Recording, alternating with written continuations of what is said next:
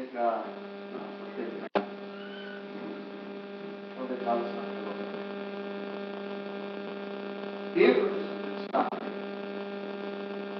దేవుడిని మనస్ఫూర్తిగా ఆరాధించడానికి, లేకపోతే ఆయన చేసినటువంటి కార్యాలను బట్టి ఆయన కనపరచడానికి మనందరం కూడా దేవుని సృష్టిలో ఉన్న ప్రభువాని వందనాలు తెలియజేయాలి. మరి వందనం చెల్లిస్తూ సరిపోతుందా?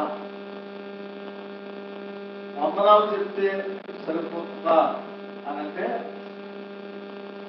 సరిపోతే అని అనుకున్న వాళ్ళు కొంతమంది ఉంటారు. ఏదో సహాయం దొరికింది కాబట్టి థ్యాంక్స్ అని ఒక మాట చెప్పేసి వెళ్ళిపోయినటువంటి వాళ్ళు చాలా మంది ఉంటారు. కానీ కృతజ్ఞతగా వారి పట్ల జీవించడం ఒక ప్రత్యేకమైనటువంటి లక్షణం. హల్లెలూయా. దేవుడు తన బిడ్డలు కృతజ్ఞతగా ఉండాలని దేవుడు ఇష్టపడుతూ ఉన్నాడు. ఎలా ఉండాలంటే మనం కృతజ్ఞతగా ఉండాలి. కృతజ్ఞతగా ఉంటాం. ఈ కృతజ్ఞత మనకి ఉందా అని ఆలోచన చేసుకున్నాం. అనుదినం ఈ ప్రశ్న మన జీవితాల్లో ఉంటారు. కృతజ్ఞతగా మనం నడుచుకుంటున్నామా లేదా అనేటువంటి ఆలోచన మనకి కూడా ఉండాలి. రెండవది, కృతజ్ఞత జీవించేటువంటి వారంటే దేవుడికి మహా ఇష్టం. హల్లెలూయా. గుర్తుపెట్టుకోండి, కృతజ్ఞతగా జీవించేటువంటి వారంటే దేవుడికి మహా ఇష్టం. దేవుడితో కలిసి జీవించేటువంటి వారంటే మహా ఇష్టం.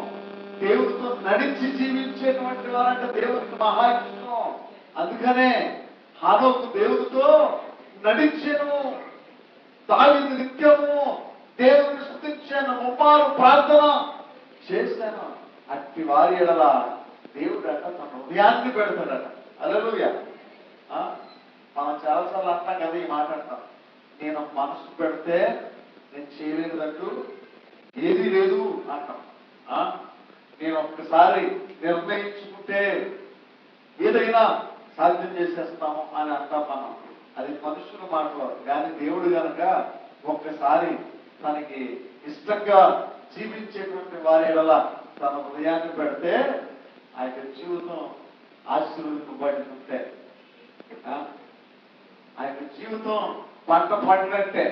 దేవుని స్తోత్రం. హల్లెలూయా.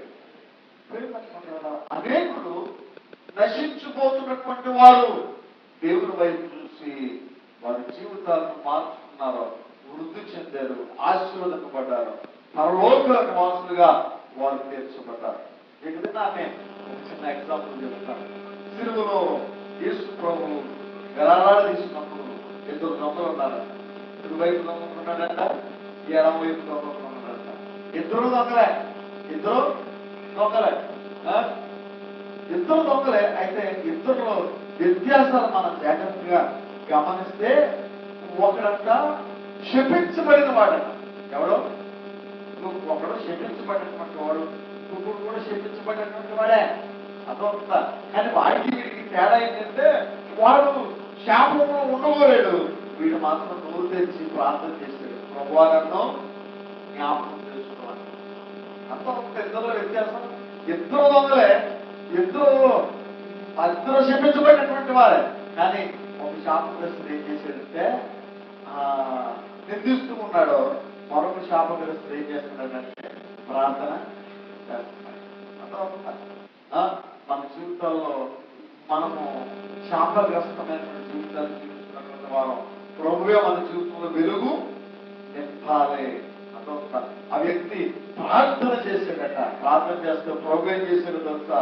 ఆ ఇద్దరు శాపగ్రస్తుల్లో ఒకరిని ఏం చేశాడంటే వాగ్దానము చేశాడు, నేనే నాతో కూడా అదొక. ఆ వాగ్దానం చేయవాడు మన దేవుడు. అదొక. ఒక ఈ దొంగ ఖండించబడ్డాడట.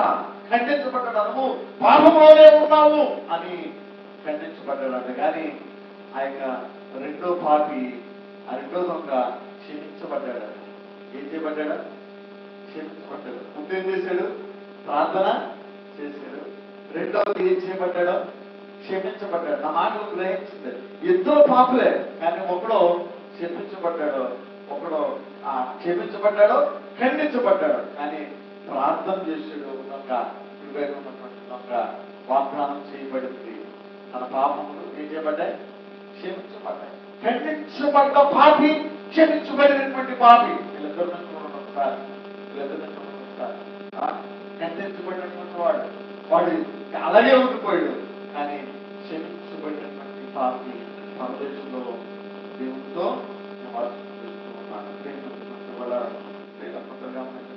వీరిద్దరు మధ్యలో నిరపరాధి, పాపము లేని యేసు ప్రభు వేలాడదీయబడ్డాడట. ఆయనలో ఏ పాపము లేదు. ఆయన మాత్రమే ఆ యొక్క పాపము లేని ఆ యొక్క రక్తాన్ని మాత్రం కాల్చి మనకు విడుదల కలుగుచేవాడు. ఇద్దరు ముఖంలో ఒక పాప అంట మరణమైపోయాడు. పాప ఏమైపోయాడు? మరణమైపోయాడు. పాపములో మరణించాడట. ఏమయ్యాడు?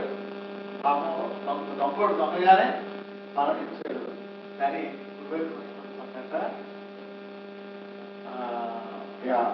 గురువైపు ఉన్నటువంటి దొంగ పాపానికి మరణించాడట. జాగ్రత్త గమనించాలి. పాపానికి మరణించాడు. పాపంలో మరణించడం వేరు, పాపానికి మరణించు. ఇక ఈ పాపం వద్దు, ఈ పాపం నాలో ఉండకూడదు, ఈ పాపానికి నేను మరణించాను అని అంటాడు. అందుకని పౌలు ఏమంటాడంటే, నేను లోకమునకు సిలువ వేయబడింది అంటాడు.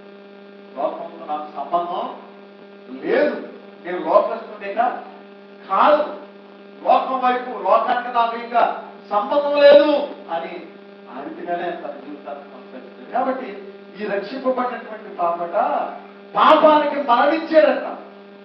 అదొక పాపానికి మరణించాడట. తర్వాత ఈ పాపి లెఫ్ట్ సైడ్ లేకపోతే ఎడమ వైపు ఉన్నటువంటి పాపట మరణం వాడిని మింగేసిందంట. మరణం అంటే నిత్య మరణం వాడిని మింగేసిందంట. కానీ ఎవరైతే యేసు ప్రభు వైపు చూసాడో వాడంట ఆ మరణంతో విడుదల పొందాడు. ఆ మరణంతో ఏం పొందాడు? ఆ మాట అర్థమవుతున్నాయి కదా. మరణంతో విడుదల పొందడం ఏంటి? ఈ లోకంలో మనం జీవించాం, జీవించి దేవుల్లో జీవించాం. మనకి మరణం అసలు మరణం కాదు. ఎవరైతే ప్రభువునందు నిద్రిస్తారో వాళ్ళు నిద్రించుతున్నారే కానీ వారి మరణం అవలా. ప్రభు ఇచ్చినప్పుడు వారిని మళ్ళా లేవనెత్తాడు. ఎందుకంటే వారు సజీవులుగా నిలుచుకోవడానికి పిలువబడ్డారు. అలాగే ఈ ఇద్దరు దొంగల్లో ఒకడంట పూర్తిగా మరణమైపోయాడు. కానీ ఒక దొంగ ప్రభు వైపు చూశాడు కాబట్టి ఎందుకంట ఆ యొక్క మరణంతో విడుదల పొందాడంట. నిత్య మరణానికి వెళ్ళకుండా ఏం పొందాడు? ఆ మరణంతోనే విడుదల పొందాడు. ఈ లోపల చాలా శ్రమలు పడుతుంది అంటాం కదా. దేవుడు ప్రభు వారి దగ్గరికి చేర్చుకో. ప్రభు ఐ వాంట్ రెస్ట్, నాకు నెమ్మది కావాలి, నన్ను నీ దగ్గరికి చేర్చుకో. ఎందుకంటే ఆ యొక్క ఆ మరణంతో విడుదల పొంది దేవుడి దగ్గరికి చేరతాము అని అర్థమవుతారు. కాబట్టి చూడండి, ఆ యొక్క ఎడమవైపు ఉన్నటువంటి దొంగ నిత్య మరణానికి వెళ్ళిపోయాడు. కానీ ఎవరైతే యేసు ప్రభు చూశాడో ఆ యొక్క దొంగ తన ప్రాణాన్ని కాపాడుతున్నాడు. సజీవుడైనటువంటి దేవుడు ఆ యొక్క సజీవుడిగా చేశాడు. దేవుడు స్తోత్రం, హల్లెలూయా. ఈ మాట మనం గ్రహిస్తుంటే ఒకవేళ అందరం పాపమే, దేవుని వైపు చూసినటువంటి పాపం ఉన్నాడు, దేవుని వైపు చూడని పాపం ఉన్నాడు. అయితే దేవుని వైపు చూసినటువంటి పాపి తన జీవితంలో తన ప్రాణాన్ని కాపాడుతున్నాడు. దేవుని వైపు చూడలేనటువంటి ఆ యొక్క పాపి నిత్య మరణానికి అప్పగించబడ్డాడు. మనం ఏ కేటగిరీలో ఉన్నామో ఆలోచన చేసుకోవాలి. ఏ కేటగిరీలో ఉన్నామో ఆలోచన చేసుకోవాలి. మనం దేవుని పక్షాన ఉన్నామా లేకపోతే ఆ యొక్క లోకం పక్షాన ఉన్నామా, అపవాది పక్షాన ఉన్నామా ఆలోచన. మనం అంతా చాలాసార్లు మనం మోసం చేసుకుంటున్నామంట. మనం ఏం చేస్తున్నాం? మోసం చేసుకుంటాం. మనం నీతిమంతులు అనుకుని మోసం చేసుకుంటాం. మేము మహాపరిశుద్ధులము అని అనుకుని మనం మోసం చేసుకుంటాం. మనం ఏదో గొప్పవారం అనుకుని మనం మోసపోతున్నాం. నిజానికి దేవుడు నీతిమంతులుగా మనం తీరిస్తేనే మనం నీతిమంతులు. దేవుడు పరిశుద్ధులుగా మనం తెలిస్తేనే మనం పరిశుద్ధులు. లేకపోతే దేవుడు మనం యోగ్యులమని ఇచ్చితేనే మనం యోగ్యులు తప్ప మనలో ఏ యొక్క కోశానం కూడా మంచితనము లేదు. అదొక అందుకనే ఈ భక్తుడు పాట పాడుతూ ఈ మాట అంటాడు ఏంటంటే, ఏముంది నాలో ఏ కోశాన లేదు, నీ పరిశుద్ధత నాలో ప్రభువా, ఎందుకో ఈ ఘోర పాపిని చేరదీసావదేవా. ఏముంది నాలో, ఎక్కడ కూడా ఏ కోశాన ఒక మూలైనా కొంచెమైనా నాలో పరిశుద్ధత లేదు. అయినా నీవు నన్ను ఎంచావు, నన్ను చూసావు, నన్ను ప్రేమించావు, నన్ను పిలిచావు అని మనం దేవుడి వైపు చూసేటువంటి జీవితాలుగా మన జీవితాలు ఉండాలి. కానీ అతిశయించేటువంటి జీవితాలుగా. అతిశయించడానికి ఏముంది? నీకేముంది అతిశయించడానికి? కరోనా సమయంలో ఉన్నట్ట అతిశయించినటువంటి దేశాలన్నీ కూడా అడుక్కునే స్థితికి వచ్చేసినాయి.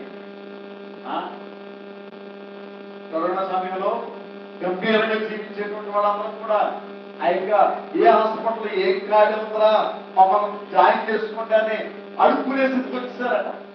నన్ను బతికించండియా అని అడుక్కునే స్థితికి వచ్చేసారట. ఎందుకంటే మనలో వాస్తవానికి మనం గర్వించేది తప్ప మనం అతిశయించడానికి వాస్తవానికి ఏది కూడా లేదు.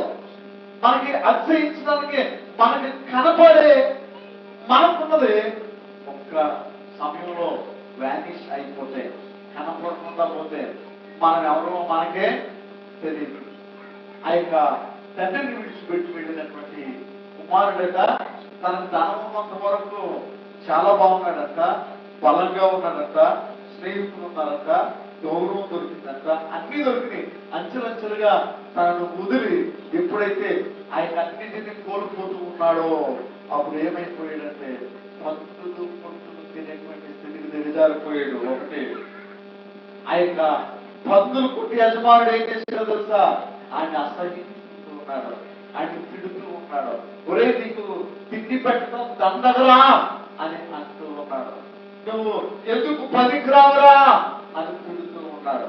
అంత ధనవంతుడు వాస్తవానికి ఎంత అతిశయించినా చివరికి తన స్థితి ఎక్కడికి వచ్చిందంటే తిట్టించుకునేటువంటి స్థితికి వచ్చింది, పందులు కొట్టుకునేటువంటి స్థితికి.